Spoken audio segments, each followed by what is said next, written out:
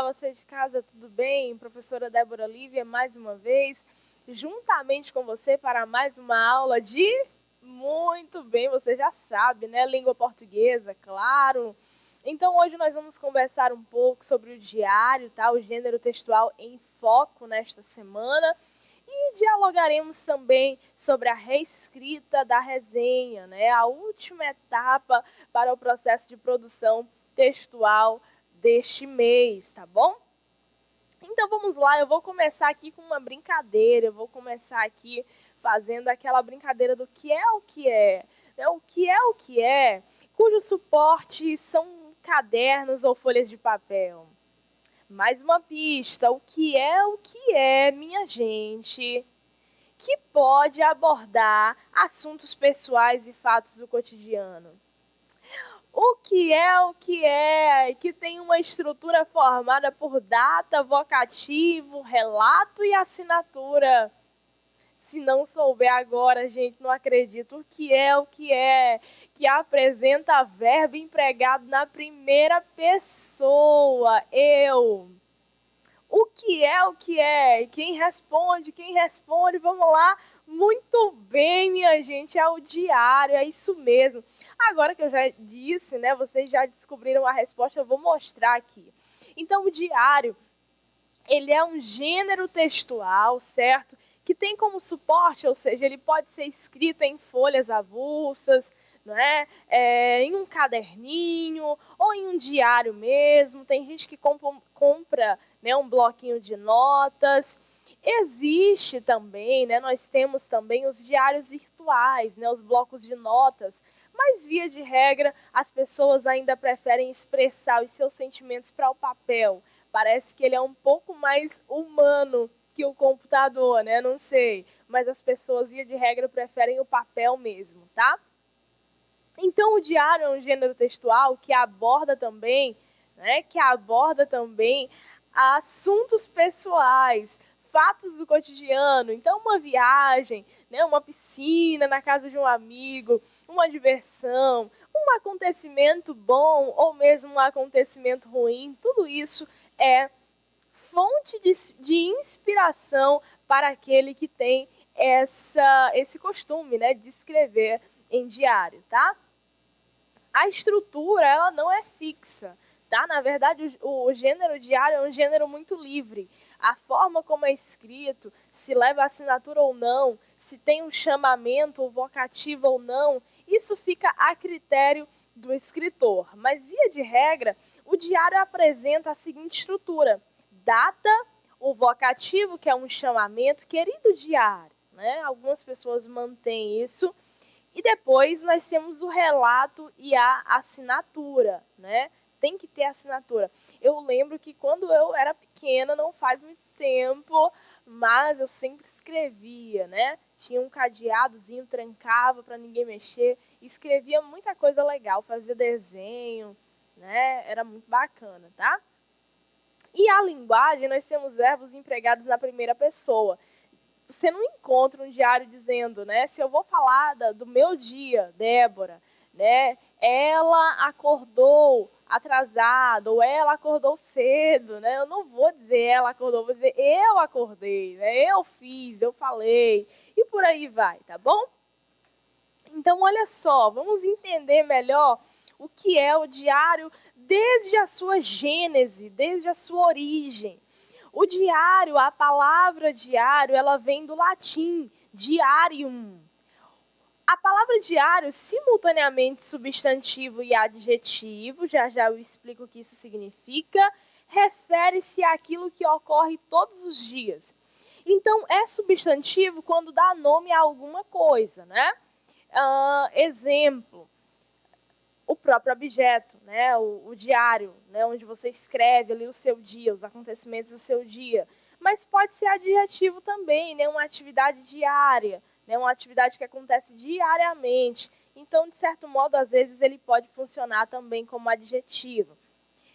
Diário, quanto ao gênero, é um gênero de texto pessoal em que uma pessoa relata o quê, gente? Experiências, ideias, opiniões, desejos, sentimentos, acontecimentos, fatos do cotidiano. Então, você é livre, né? O diário é um gênero bastante... É livre por quê? É livre porque cada pessoa tem o seu dia, tem a sua vida, tem os seus parentes, tem as suas ideias, emoções, sentimentos, impressões acerca dos acontecimentos. Então, jamais um diário será igual. Os diários sempre têm uma personalidade, né? Eles sempre exprimem ou expressam uma personalidade a personalidade daquele que escreve, tá bom? Eles são, como o próprio nome diz, eles são pessoais, como está dito aqui no texto, melhor dizendo. Eu acho que vocês lembram desta moça.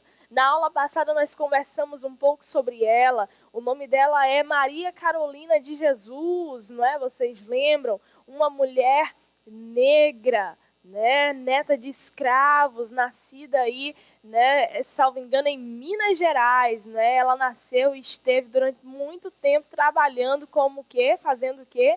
Catando papel, catando material no meio da rua. E esta mulher que teve uma vida muito difícil, né? Uma vida muito complicada mesmo, repleta de dores e dificuldades, né? Quando criança, questões familiares, ela acaba mudando para um outro local, né? Depois de já ter feito esse processo várias e várias vezes juntamente com sua mãe. Ela agora, mãe de um filho, do primeiro filho, ela acaba mudando para outro local e construindo um barraco, né? Um barracozinho de barro, e ela trabalha catando papel para quê? Para manter a sua família, né? A gente viu que a Carolina, ela aprendeu a ler, mas precisou sair da escola para ajudar a família, para trabalhar. Então, a escrita no diário dela é uma escrita muito, digamos assim, bem coloquial mesmo, algumas coisas até gramaticalmente incorretas, mas que foram preservadas justamente para manter essa pessoalidade e essa personalidade da autora, né, do narrador em suas páginas, tá bom? Então, nós temos aqui um trechinho do diário dela, né?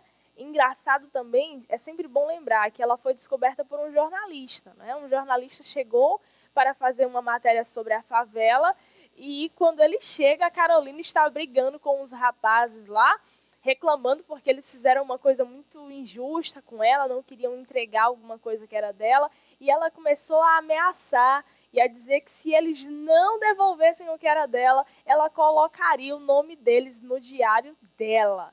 E o jornalista esperto ouviu aquilo e disse: que diário é esse?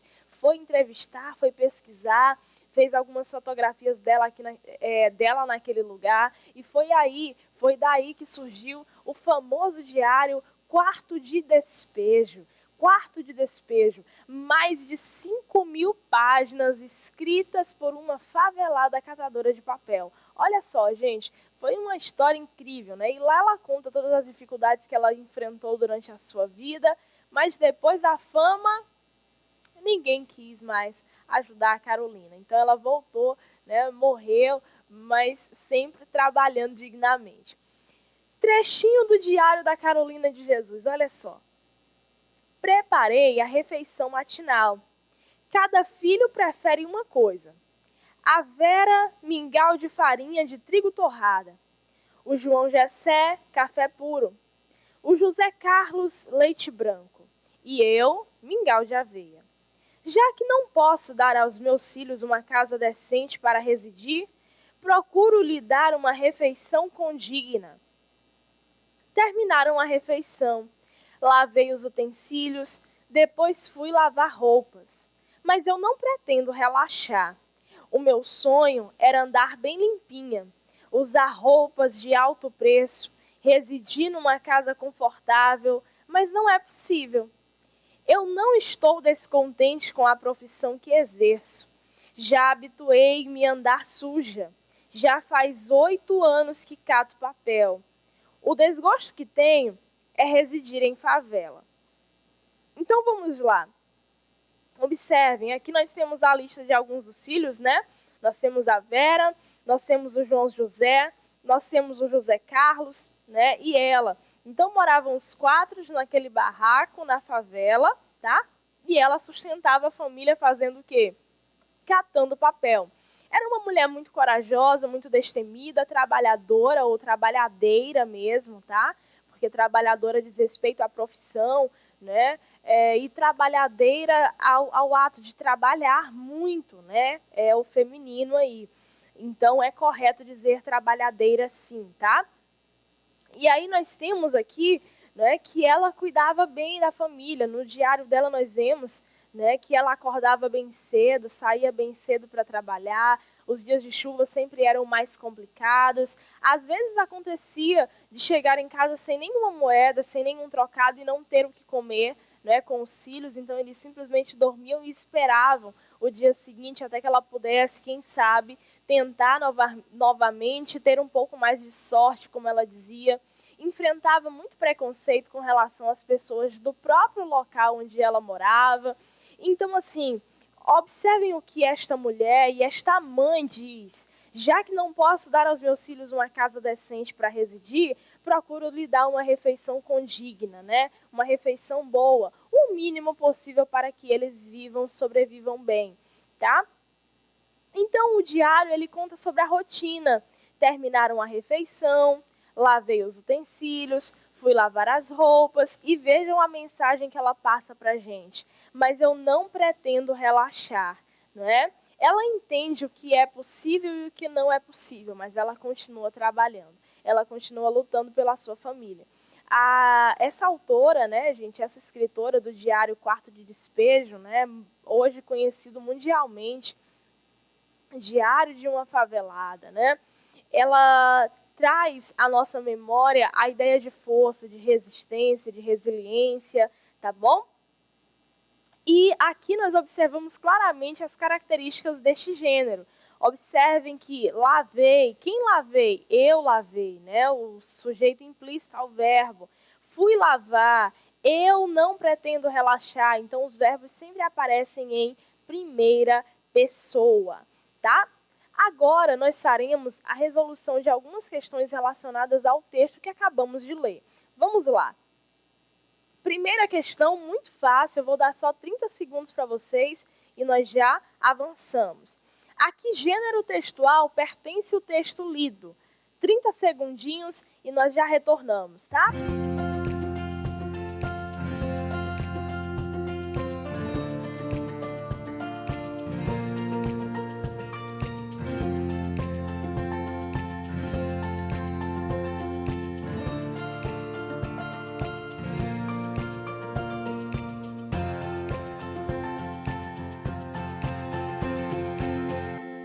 Muito bem, pessoal. Então vamos lá. O gênero textual, olha só. Nós temos a presença da data e do relato pessoal. Nós temos os verbos aparecendo em primeira pessoa, né? Acontecimentos do cotidiano, emoções, ideias da pessoa que escreve, no caso da Carolina. Então nós estamos diante de quê, gente? De um diário. Letra B de boa resposta, viu? Bela resposta. Segunda questão, vamos lá. Qual é o objetivo? Qual é a finalidade deste texto que acabamos de ler? Um minutinho, respondam e já já nós retornamos por aqui.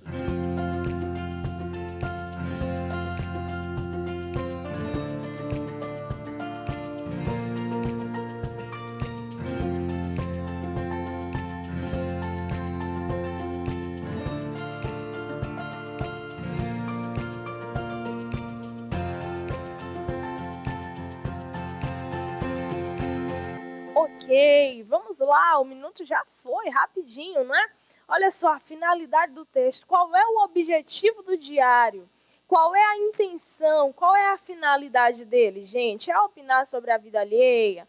É refletir? É anunciar o que eu vou fazer amanhã? Isso seria um bloco de notas, né? O que nós temos aqui, ou uma agenda, talvez, o que nós temos no diário é um relato pessoal. Nós temos um relato de acontecimentos da vida cotidiana, do dia a dia, ok? Resposta correta, letra C de comida, né? Letra C de comida, tá? Relatar um acontecimento da vida cotidiana. Essa é a intenção, Essa é a finalidade deste gênero textual. Próxima questão. Essa é fácil demais. Acho que eu vou dar 30 segundos novamente, rapidinho. Vocês vão responder com muita facilidade. Quem escreveu o diário? Vamos lá, gente.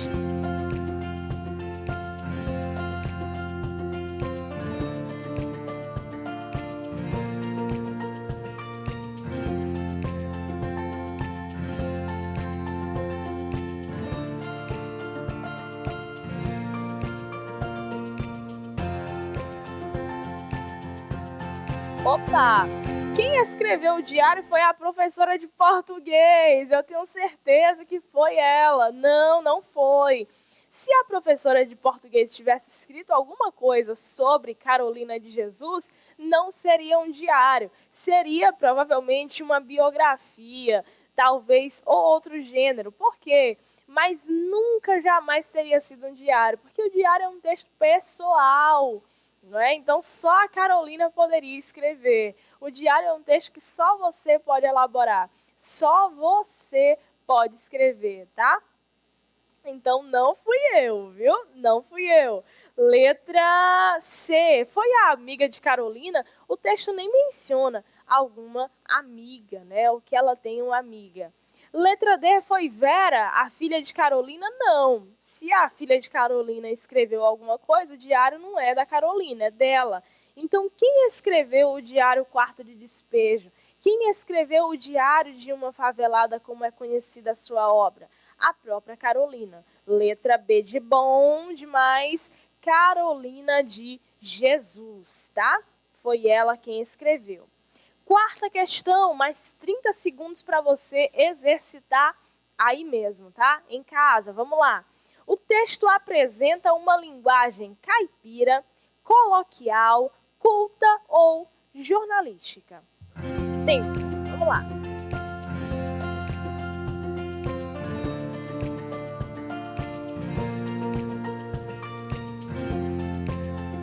Opa, já voltei, professora, mas nem deu tempo. Calma, vamos lá, vou explicar para você. Olha só, linguagem culta é a linguagem formal, a linguagem padrão, né? Aquela, né, bem elaborada, bem articulada e sempre de acordo com a norma gramatical vigente, né? Nós temos a linguagem jornalística também, né, que é essa linguagem que nós usamos aqui. Eu não posso chegar aqui usando gíria ou falando palavras, né, termos que eu uso numa determinada tribo, em um determinado grupo, não. A linguagem precisa ser clara, objetiva, direta, imparcial, né? É assim que se faz o jornalismo, né? Então, olha só, a linguagem no diário é uma linguagem jornalística? Olá, hoje eu estive no lugar tal, às 13 horas e não sei quantos minutos. Não, gente, não é assim. É uma linguagem culta? É uma linguagem... Não, é uma linguagem o quê? Coloquial. Ou seja, é uma linguagem do cotidiano, é uma linguagem do dia a dia. A linguagem coloquial é aquela que nós usamos nas conversas. Ou vocês acham que eu converso em casa, chego lá, bom dia, gente, tudo bem? Hoje nós iremos conversar nesta mesa de café da manhã. Não, gente, não é? Então, em cada momento, em cada contexto, nós temos um modo de dizer, um modo de falar. E o nosso modo de falar, ele nunca está errado. Às vezes, ele pode estar inadequado. Se eu chegasse aqui, por exemplo, e começasse a usar gírias e palavras, né, vamos dizer, do cotidiano, eu não estaria errada, mas estaria fazendo um uso inadequado da linguagem, tendo em vista o nosso propósito aqui, que é te ensinar um pouco mais sobre a norma padrão da língua portuguesa. Mas em outros contextos, não é? Isso seria perfeitamente aplicável, perfeitamente possível. Então, o diário, ele valoriza, ele preza pela linguagem coloquial, que é essa linguagem do cotidiano, do dia a dia, tá? Essa que nós usamos livremente para conversar com as pessoas mais íntimas, mais próximas, ok? Resposta correta, letra B de bom demais, não é? Coloquial, letra B, tá bom? Vamos lá. Quinta questão. Assinale a característica que não condiz com a escritora do diário. A que não condiz com ela, que não tem nada a ver no coloquial com ela. Qual é? Tempo na tela, vamos lá.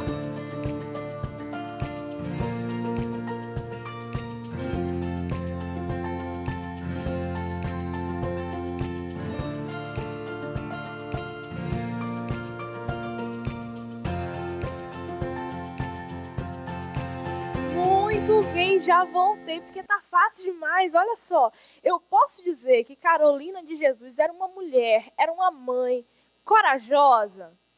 Sim, eu posso dizer isso. Né? Ela lutava pelos filhos, saía em dia de chuva para catar papel. Gente, papel molhado, né? Era uma confusão. Ela conta isso no diário, né? Letra C, eu posso afirmar que ela era uma mulher trabalhadora ou trabalhadeira? Claro que sim, né? Obviamente, ela trabalhava fora de casa, ela trabalhava dentro de casa. Vê que nós acabamos de ler que ela lavou a louça, né? Ela lavou a roupa e ela ainda afirmou categoricamente que não pretendia relaxar, que não pretendia descansar, né? Ela sabia que deveria continuar trabalhando, tá? Então, ela era, sim, trabalhadora ou trabalhadeira. Está correto, viu? Letra D. Eu posso afirmar que uma das características de Carolina de Jesus era a dedicação?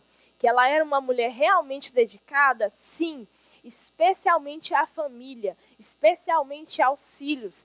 Carolina foi abandonada pelos pais dos filhos várias e várias vezes. Então, ela sempre defendia a ideia de que nunca os deixaria desamparados, sozinhos, tá? Ela sempre tentava estar perto dos filhos, estar perto da família. Então, nós temos a única característica que não combina, que não condiz com esta mulher que nós conhecemos aqui hoje, é essa aqui, ó, letra B de bonito, viu? Preguiçosa, né? Ela não era preguiçosa, não. Ela fazia o que tinha que ser feito e fazia bem feito, viu? Sexta questão, vamos lá. Sexta questão, por que o texto lido, gente, pode ser considerado parte de um diário? Vamos lá, você vai criar a sua resposta em casa, não é? Mas eu vou dar umas pistas aqui. Por que um texto pode ser considerado diário? Porque ele foi escrito em folhas de papel. No caso de Carolina, foram 5.000 folhas, mais de 5.000 folhas escritas, né? Ele fala de assuntos pessoais ou situações do cotidiano. Ele apresenta data, um relato, uma assinatura. Os verbos são empregados na primeira pessoa. Então, todos esses tópicos apresentados aqui podem servir para fundamentar a sua resposta, a sua justificativa, certo? Sétima questão, essa é muito pessoal, eu não tenho como te ouvir aqui agora, mas eu sei que você entendeu isso. Qual é a importância de conhecermos os relatos de Carolina de Jesus, né? Qual é a importância de conhecermos os relatos daquela outra moça sobre quem nós conversamos na aula anterior, Anne Frank? Qual é a importância de conhecermos os relatos dessas pessoas que vivenciaram momentos tão difíceis? Qual seria, gente? Eu listei pelo menos 4 tópicos, né?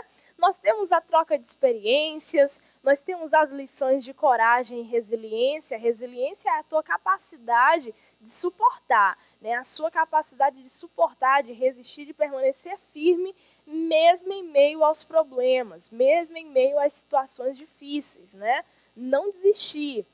Conhecimento de mundo, o que acontecia no Brasil, nas favelas do Brasil, em 1955?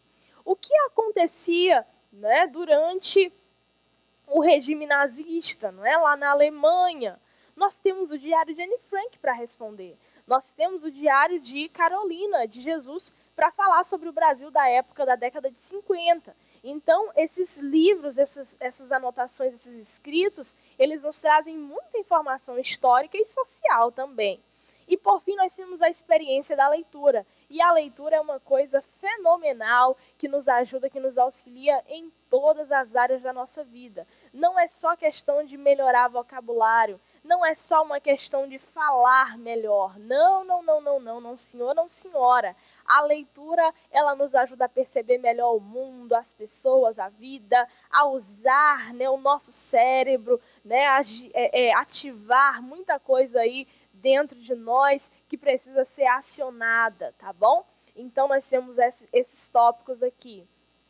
E por fim, pessoal, eu vou comentar rapidamente com vocês um pouquinho sobre a última etapa da nossa atividade de produção textual, que é a resenha. Vocês têm a missão nesta semana de reescrever a resenha. E aí, vocês precisam observar se o texto, com a ajuda do professor, podem lançar perguntas ali no MOB, família, tá? Você precisa observar se o texto apresenta clareza, objetividade, concisão, ou seja, se você conseguiu realmente dizer o que precisava ser dito, tá?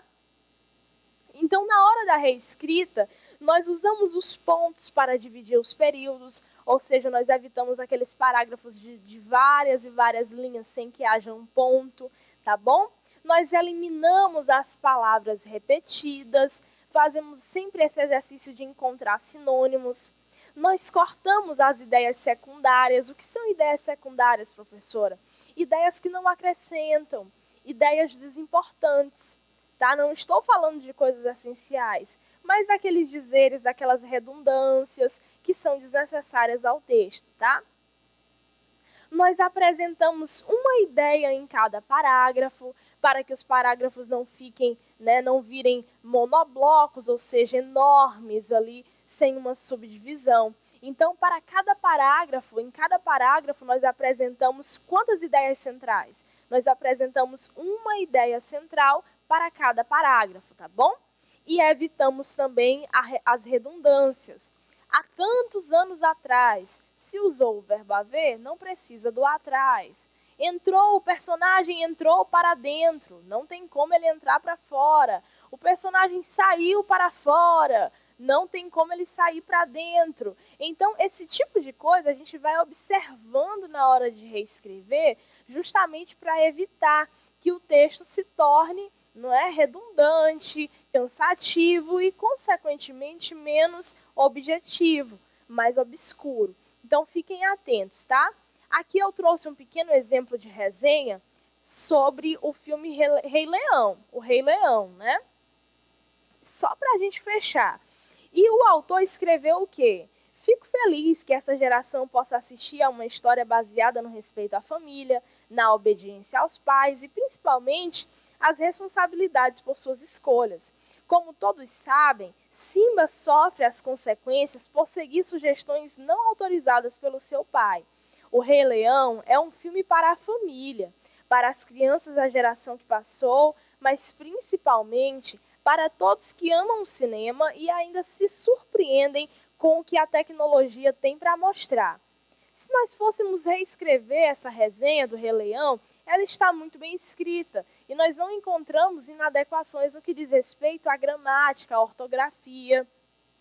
Porém, nós não temos a estrutura completa, nós não temos tudo que a resenha deveria apresentar, né? A resenha ela deve começar com uma breve descrição do filme, no caso de vocês que estão resenhando o filme. Nós precisamos de uma breve descrição desse filme. Então, aqui, nós acrescentaríamos o parágrafo de descrição, que seria o primeiro. Então, o primeiro parágrafo eu uso para descrever, o segundo parágrafo eu uso para fazer ali os comentários e no último parágrafo a indicação, né? Essa obra, esse filme é indicado para quem? Então, nós temos agora sim, no primeiro parágrafo, ó, Simba, João Vitor Mafra Ícaro Silva, é um jovem leão cujo destino é se tornar o rei da selva. Entretanto, uma armadilha elaborada por seu tio Scar, Rodrigo, faz com que Mufasa, Saulo Javan, o atual rei, morra ao tentar salvar o filhote.